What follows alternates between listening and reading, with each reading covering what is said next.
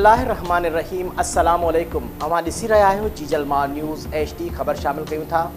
टंडो मोहम्मद खान से इशफाक अहमद की रिपोर्ट के मुताबिक टंडो मोहम्मद खान पाकिस्तान तहरीक इंसाफ की काल पर PTI के खिलाड़ी सड़कों पर निकल आए, शानदार आतिशबाजी की और सख्त नारेबाजी की। इस मौके पर टंडो मोहम्मद खान PTI के रहनुमा सऊद अहमद फारूकी इसाक सुमरो ने मीडिया से बातचीत करते हुए कहा, उनका कहना था कि PTI के चेयरमैन इमरान खान की क़यादत में पूरे पाकिस्तान निकला है।